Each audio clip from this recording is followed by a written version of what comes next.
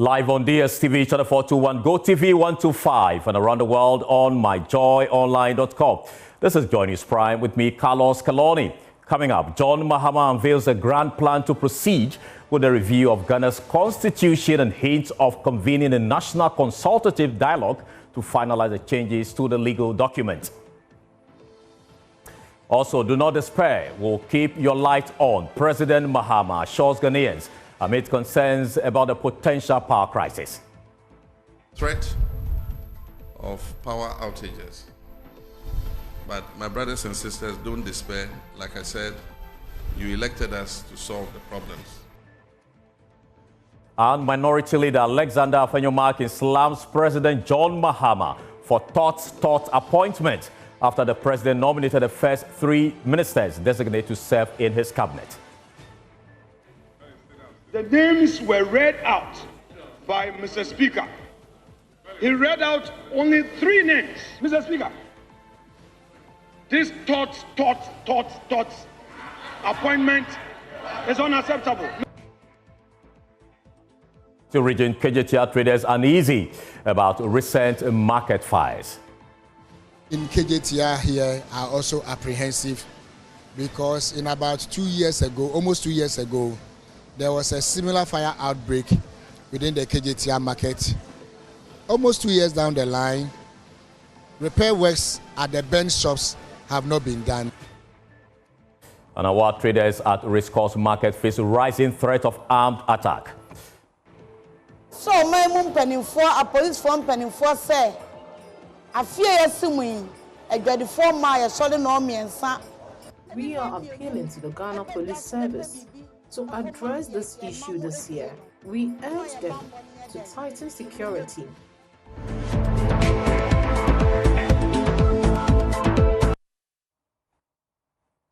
Now, it is the most enduring Ghanaian constitution, securing the longest and most stable democracy in Ghana. But Joy News can confirm that John Dramani Mahama has plans to review the constitution of the Republic. Since 2010, successive Ghanaian presidents have been unable to implement a Constitutional Review Commission report, which is recommending some drastic changes to Ghana's constitution.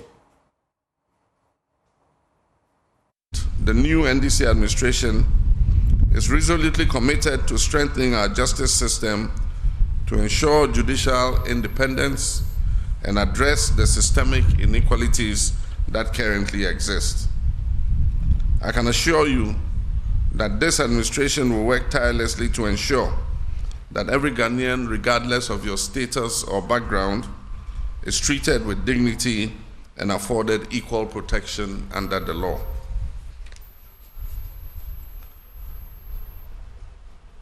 Amir, Chairman, my brothers and sisters, to achieve this objective of justice, we would have to move the stalled constitutional review process forward. To achieve this, I would soon establish a committee to begin the planning of a national constitutional review validation conference to achieve broad consensus on the way forward for the constitutional amendments that we have all proposed. Now, what are the key recommendations of this Constitution Review Consultative Committee? Well, let's look at them there. You have on your screen, and it says establish a Constitution Review Implementation Committee to implement the recommendations of the Constitution Review. And that has been also captured in the NDC's manifesto. Now, the proposals by the CRCC, one is that cap the number of ministers of states, MPs, and constituencies. 2, appointment of ministers from Parliament, Article 78. And 3, President must pay tax, which is also Article 68(3) to 5. Then 4 says declaration of assets, which should be some reforms in that. And also 5, election of MMDCEs, which is part of Article 2431. And 6, emolument and conditions of service for Article 71 office holders. Those are the key recommendations. Meanwhile, Chairperson of the Constitution Review Consultative Committee, Clara Kasati, has welcomed the decision by President Mahama to proceed with the constitutional review process. I don't think that it's early in the day, in the sense that when he was making his campaign, if I recall correctly, constitutional review was part of his campaign. So I do not think it's early days yet. Also because constitutional review does take some process. It is not something that you can do in one day. So you need to start at some point and work towards the goal. And we have to remember that for the current president, he has just one term. He has just 4 years to be able to pursue this that he has committed himself to. So I do not think that it is too early. There are quite a number of key issues that we believe that the president could consider. For example, the capping the size of parliament, addressing the issue of whether or not we want ministers to come from parliament or we want parliamentarians to focus on the work of parliament. Of course, in addition, in connection with capping the size of parliament, also includes, of course, capping the constituencies. There are also issues about capping the president's power of appointment. How many ministers, for example, that he or she can appoint. We know that the current constitution leaves it to the president to decide. So a president under the current constitutional dispensation can appoint as many ministers as he or she wants. Now, former director of the Ghana Law School, Kweku Ansah-Sari, says he suspects John Mahama's reason for calling a review is due to constitutional provisions on the tenure of office of the president.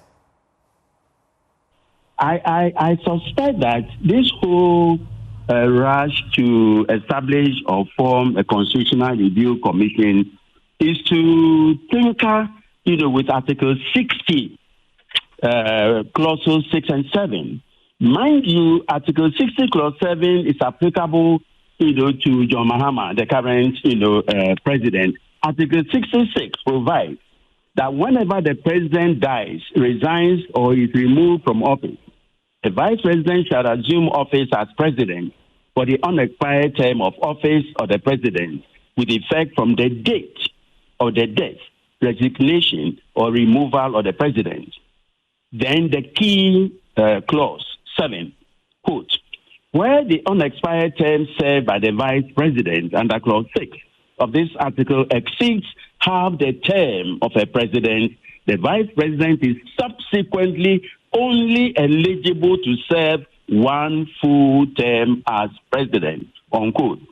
I believe, and I suspect quite strongly, that, this is one area the newly elected president, is trying to invite and urge the general public to tinker with this particular provision. The removal, Article 69, quite clear, on the search for removal, of the president.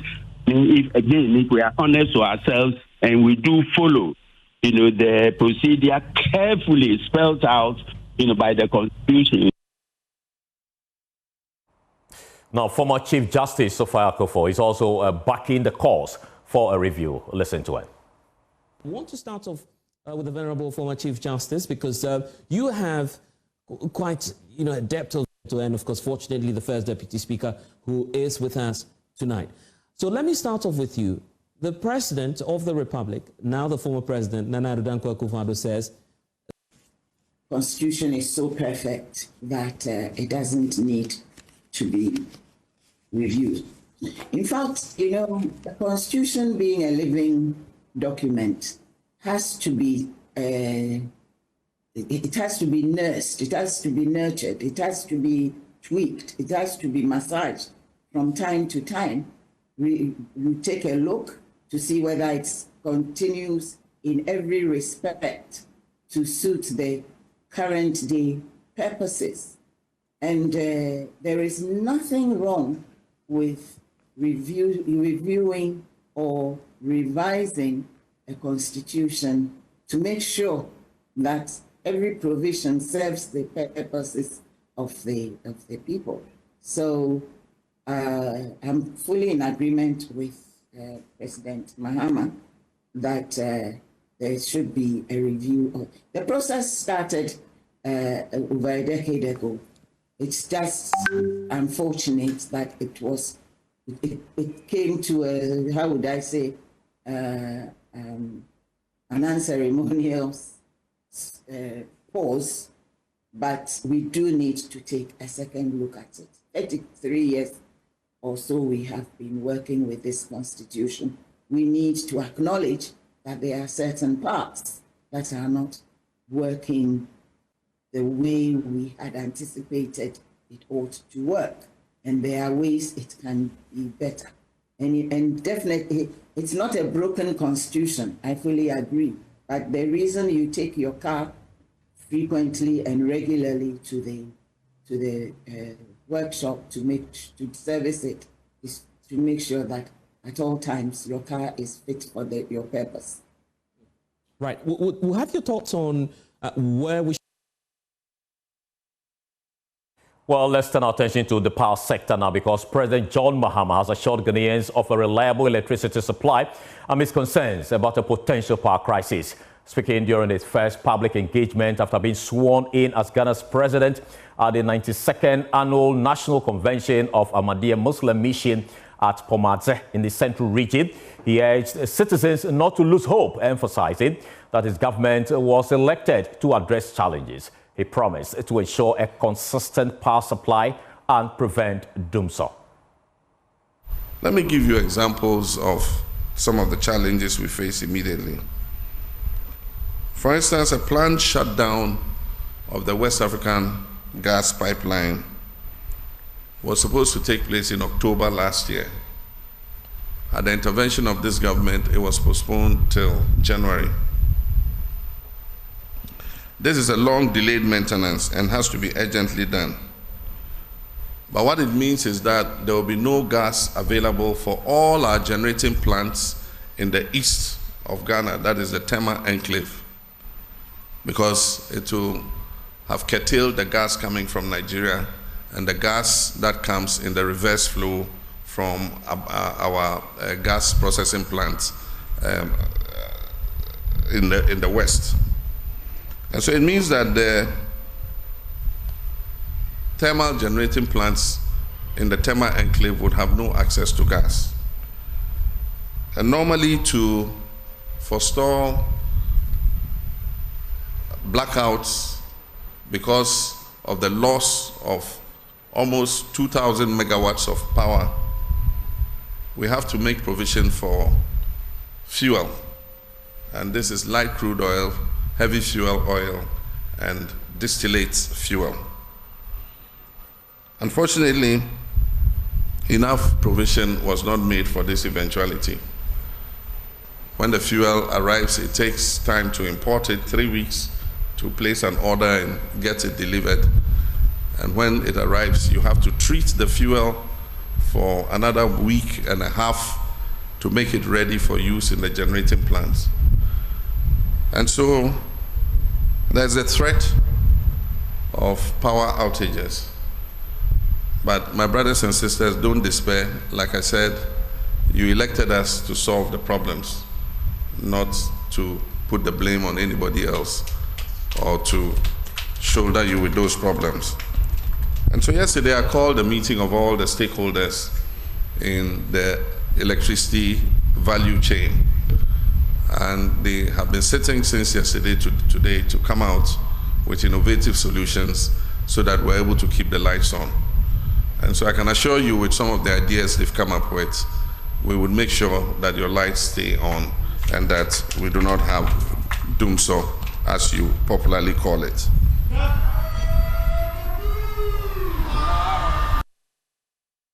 Now, President John Dramani Mahama has also announced the plans to establish a planning committee for National Education Review Conference, which aims to address challenges and reform Ghana's educational system. He said a proposed National Education Review Conference will examine the education system from kindergarten to the tertiary level. More on that on myjoyonline.com. Now, away from that, calls are intensifying for a review of the free senior high school policy to allow financially capable parents to pay the award fees. Now, the Conference of Heads of Assisted Secondary Schools, CHAS, has appealed to parents and guardians to supplement their children's food supplies as the National Food Supplies Association cite an inability to deliver food to schools. The suppliers blame the situation on the absence of a clear payment agreement and uncertainty over whether the current administration will honor an arrangement made by the previous administration. Now, in response to the growing crisis, many parents are urging the government to introduce a flexible payment system, enabling those who can't afford to pay fees to do so. Those who can pay should be allowed to pay, and we should rationalize the process. How can a buffer stock go buy things and distribute the whole country when they can get, the schools can get it? Let us scrap the whole idea of buying from buffer stock. Let the schools go to their local market. So we have fed them from the local market before they came to school. There should be a special department maybe under GES to look at importing the importable items like the tin tomatoes and things they need to import, rather than giving it to people who add their profits to it. Somebody has to go into audit of who manages the supply of the food. You know, there are canteen people who are pilfering food. We know all over the years. I have never ever understood why the country will say for somebody like Jospin, Sian, Dr. Sian of Japan, Ibrahim Mahama, Nana Akufo-Addo, President Kufuor, and their likes, and MPs and chief executives. I've never understood this, that their children should enjoy free education. They, at least, reasonably, they have some coins. They can pay their children's school fees. We have thousands and millions of them in Ghana. This free SHS thing, the problems were there from day one. When it was envisaged, professors of high repute have spoken, they were all shunned, they were insulted, and blah, blah, blah. Now we are back to the same problems and the same square. Well, the problems are there. Buffer stock here, food here, this here. The best solution is that Mahama shouldn't cancel it. It's already been brought upon Ghana. We have oil money. It shouldn't be cancelled. The schools should be day schools. More schools should be day schools. Once the day schools are there, people will be fed from the house. According to the National Secretary of CHAS, Primus Barrow, the situation in some senior high schools remain troubling, with many facing food shortages despite receiving limited supplies. Others are still in very dire situations, even with the with the supply of some food items. Admittedly, some food items have reached out to almost every school in this country. But I'm saying dire because what is actually needed to run or to feed the students is still woefully inadequate, especially for schools that are found in the northern belt and some in the middle belt and south. There's still, like, apart from rice, typically, if you take a place like Upper West, Upper East, apart from rice, they do not have any other cereal. You can't talk about maize. You cannot talk about millet. So it is rice and nothing more. You go to what is used to make the soup. Some schools, for a long time, including my own school, don't have a single gallon of oil. So my matron, for example, will rely on things like margarine to do, and the margarine is finished. Next week, if I don't get margarine, there will be nothing to stand in for oil. So the situation is still, we are still not out of the blues, and the situation is not a uniform situation. Some are a bit okay, others are okay, and some are still in dire needs. So that is how I can describe the situation as far as food is concerned. All schools in this country are in the position to be able to manage the situation. And the key with the operational welfare is manage. And when manage here means what exactly? You will just be able to provide something for the students. You'll be able to provide something that is available in your stores for the students. And like I gave an example of my school, I do not have anything apart from rice. So I'll be able to provide something rice, breakfast, lunch, and supper. And that is true for almost all the schools in Upper West and in Upper East. In some cases, they may have some other food supplements, other food items to supplement. So the situation generally is not too good. It is not up to our expected standards. However, the former public relations officer of the Ministry of Education under the Akufo-Addo administration, Kwesi Kwarteng, has dismissed CHAS's claims as inaccurate. He stated that the Akuffo administration made 150 million cedi payments last week to address the issue. It is not accurate. The kind of alarm that Charles leadership is pursuing. I mean, it is almost like when there is change of government quickly, they are trying to prove that indeed they also exist and show their allegiance and alignment, which when we create an impression that even if, I mean, as though there is only NDC people who have their children in schools. And so for that matter, even if we do that, we are also not going to suffer the consequence with MPP people in schools. I mean, it's quite a sophisticated, issue because we have our children in schools. We have our brothers and sisters in schools. We have our cousins and nieces in schools. So what would be the motivation to do that, to make the government look bad? I mean, it won't even be logically consistent that the government comes into power and the following day they are being blamed for a situation. I mean, but the point I'm trying to make is that the impression that has been created by Charles, which is almost now becoming an extension, particularly with this their current leadership, is almost becoming an extension of the NDC. Of course, to be recognized and see that yes, the NDP left a very bad legacy. Fine. If that is what they want to advance, they may be able to achieve it. But what we want to say is that governance is not an event. It's a process. It's not a one-day thing. And we leave everything to time. But for the records, even last week, about 150 million Ghana cedis was released. In relation to this food situation. So the impression that has been put across is not accurate. It's time to take you to the parliament because Minority Leader Alexander Afenyo-Markin is tonight slamming President John Dramani Mahama, insisting he's been slow in nominating persons as ministers. John Mahama this morning presented Dr. Kisiel Atufosin as Finance Minister Designate, John Jinapor as Energy Minister Designate, and Dr. Dominic Ayini as Attorney General and Justice Minister Designate. But reacting to the nominations on the floor, the Minority Leader described the approach adopted by the minister or the president as thought, and also criticized the government for publishing names before they are read in Parliament. There's more in the following report.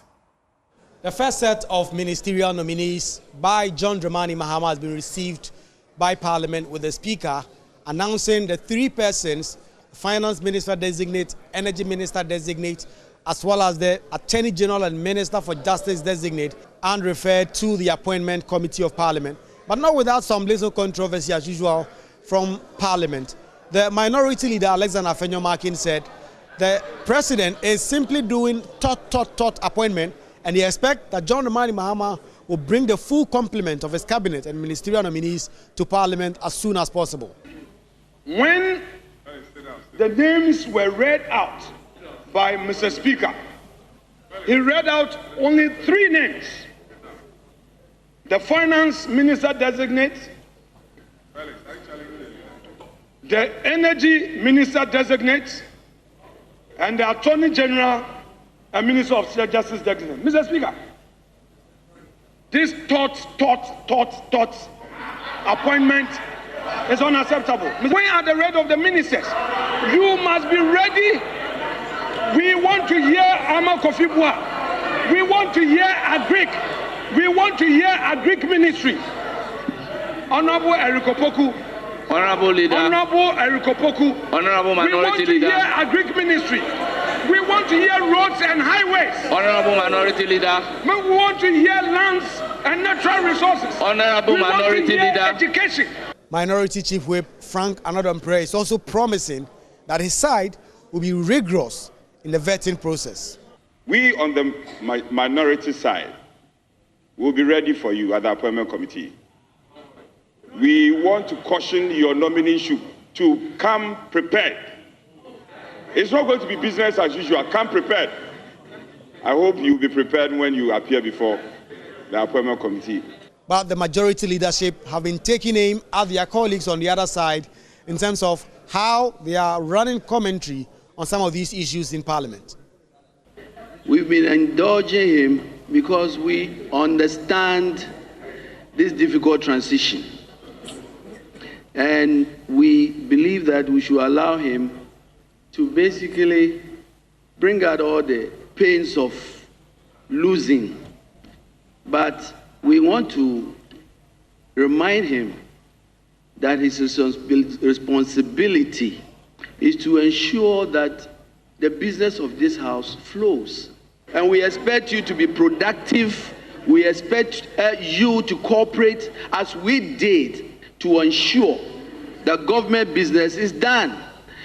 For now, we are indulging you because we know the painful transition you are going through.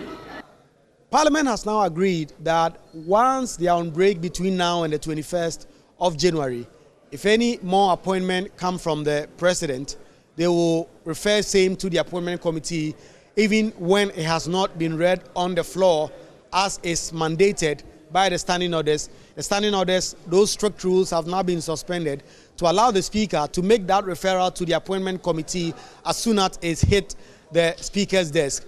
We do not also know yet when exactly the appointment committee will start working on the nominees in terms of the vetting process. But the indication we are getting is that as soon as next week, the modalities for this vetting process will be announced and the vetting will start taking place here in Parliament. Reporting for Joy News, Kweku Asante, Parliament House, Accra. Let's stay a bit longer in Parliament because the minority in the House has called on President John Mahama to urgently address attacks on state institutions by supporters of the governing NDC, which have reportedly escalated following his inauguration. The NDC supporters are alleged to have forcibly taken over key state installations and evicted some public officers from their official residences. Addressing journalists in Parliament, the Deputy Minority Leader Patricia Piaget condemned the incident. She expressed concern over the lack of evidence supporting the justifications for these actions. Just those who support his party, the NDC, it is deeply disheartening that in the face of these troubling developments, the president has remained largely silent since taking office. While he had made a general call for calm as president-elect, this is not enough. The president must demonstrate leadership by condemning these acts unequivocally and directing law enforcement agencies to act decisively. The events surrounding the Economic and Organized Crime Office, YOCO, where a statue was vandalized on the day of the president's inauguration, remain unresolved. The incidents in Koforidua, Tema, and other parts of the country highlight a pattern of inactions and silence from the highest office of the land. This inaction emboldens lawlessness and sends a troubling message to Ghanaians. These are just a few of many incidents of thuggery and violence occurring across the country. You're still watching Joy News Prime with me, Carlos Caloni. We'll take a short break. We'll return with more. Please stay.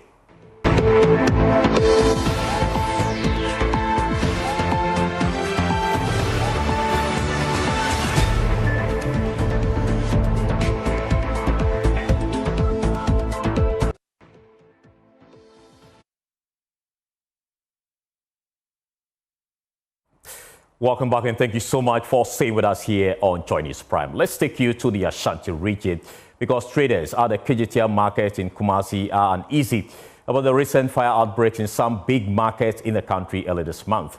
The recent fire outbreaks have raised concerns about the safety and security of the market, with traders calling on the authorities and the government to take immediate actions to address the situation. President of the Federation of Traders at KGTR Market, Nana Kwesi Prempeh, says the security has been on high alert since the fire outbreaks at the Katamanto, Kwadaso Wood Market and Tamale Timber Market. Here's a report by my colleague Nana Bwachi Adam. According to the traders, a space gutted by fire in the market 2 years ago is yet to be reconstructed, leaving affected traders abandoned and stranded. President of the Federation of Traders at the KGTR market, Nana Kwesi Prempeh, says following the recent fire incidents in some major markets, the security agencies have been engaged for the KGTR market to be placed on high alert. These fire outbreaks, we in KGTR here are also apprehensive, because in about 2 years ago, almost 2 years ago, there was a similar fire outbreak within the KGTR market. Unfortunately, almost 2 years down the line, repair works at the bench shops have not been done. Our colleague traders who were affected, no one has gone to their aid. They are still in their house, hoping that one day someone will come to their aid. So when we heard of the fire outbreaks at the various markets, we also became apprehensive that because before the elections, we were hearing about, some people planning to cause arson in the market. So we were always on high alert. The Ashanti Regional Officer of the Ghana National Fire Service has cautioned the public, especially traders in congested markets, to take the necessary precautions to prevent fire outbreaks. Our market women should be cautious on what we do at our market. I know most of the market managers don't allow the market women to cook at the market, but some of them just hide their cylinders and do whatever they do. And bear in mind that even though the markets are controlled by the market managers, but the investment is your own investment. If caution is not taken and fire destroys the market, it is your investment that has been destroyed. Nana Prempeh has called for an emergency meeting of all stakeholders to ensure the traders comply with the time of opening and closing of the markets. Our appeal to the coordinating director of the Kumasi Metropolitan Assembly, the management of this facility and the new government, that as a matter of urgency, they should call an emergency meeting involving all stakeholders who have interest in the KGTR market. What I propose is that there are bylaws in the market, whereas time of closing the market is they open the market at 5:30 a.m. and close it at 7 a.m. They should ensure that every trader adhere to this. For Joy News, Nana Bochidankoyadom, Kumasi.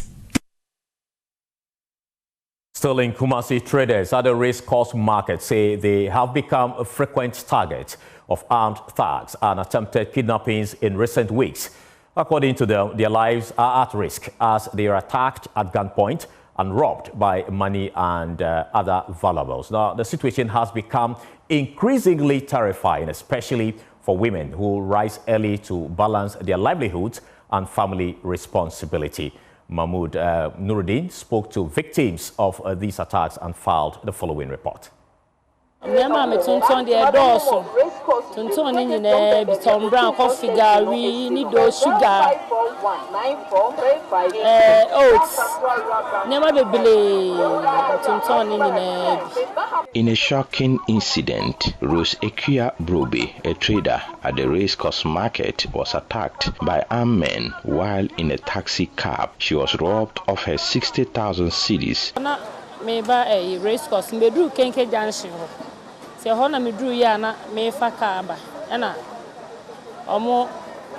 While on my way to the racecourse, I was robbed at Kinky Junction. I boarded a taxi, but unfortunately, it was a setup. The occupant used a substance to knock me out and threatened me with a gun and knife. They robbed me of 60,000 cedis, phones, valuable items, and even physically assaulted me. Before they left, they threatened to shoot me if I screamed. I promised not to shout, and they abandoned me behind the Ebenezer tree at the Tafu Cemetery. 600 million. Me bag, me bibia, me phone, me bag, bibia, every me. Rose says the incident has affected her financial savings and business. Rose's story is not an isolated one. Several other traders at the market have been victims of similar attacks in recent times. Here is Madam Ajwa. me fo ka na nipa mienu na na ewom me pagya me tia me hwe de ka na pampam no. I had an experience recently. I got into a car with only 2 other passengers. When I looked up, I saw a sign that read, Ghost Only. I was scared and quickly made up an excuse, telling the driver I had left my phone and money behind. I needed to get out. I promptly got off the car.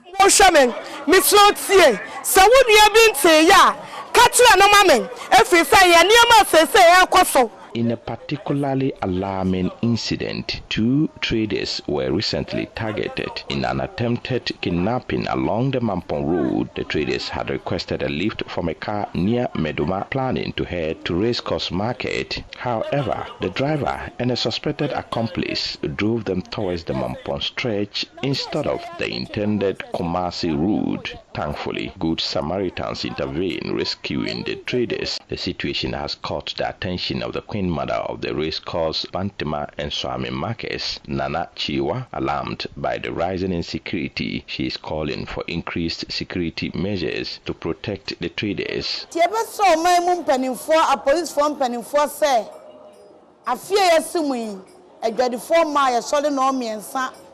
We are appealing to the Ghana Police Service to address this issue this year. We urge them to tighten security so that criminals won't have the chance to rob our market women. Report by Mohamed Nuruddin. Now, angry NDC youth in the Techiman South constituency of the Bono East region have raised stern warning to the party's national executives following the declaration of the 2024 parliamentary elections in favor of the NPP's candidate, Martin Ajay Kosa. Now, the group at a press briefing in Techiman expressed disappointment in the party's leadership and called on the national chairman of the NDC, Johnson Asiedu Nketia, to act swiftly or lose the grassroots. Anna Sabit has more.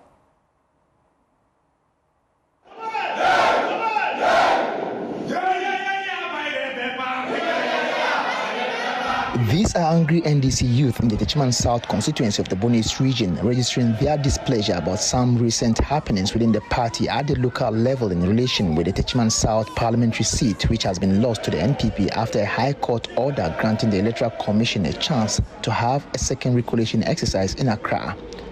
Spokesperson of the group, Osman Nuhu Kuboko, who described the recollation exercise as an illegality, noted that national executives of the party have disappointed the grassroots of the party in Techiman South. We all know what happened in Techiman South 2020. After the killing of our 3 members, there was no justice, and there were rumors that in any case, if we should happen to bring Dr. Christopher Basson-Tebayure in Techiman South to win 10 times, they will snatch it 10 good times. And unfortunately, 2024, the NDC grassroots protected the NDC votes at the Coalition Center, and our candidate, Dr. Christopher Basson-Tebayure, was duly elected and declared as the MP-elect for Techiman South. It was after the declaration that they went for their illegal recollation, and the substantive recollation was quashed by the Supreme Court, and they did another real recollation again. No one knows how they happened to get the man the number of votes he has won with. They questioned why the leadership of the party at the national level would allow a hard-won victory at the constituency level to be snatched away by the NPP. The problem we have this afternoon is more or less in relation to our national executives. These are our challenges. How can we win election at the polling station level, and you allowed our candidates' victory to be snatched by a certain man that was never elected as the MP for Techiman South? Reporting for Joy News, Anas Sabit, Techiman. We'll take a short break. We'll return with Showbiz. Please stay with us.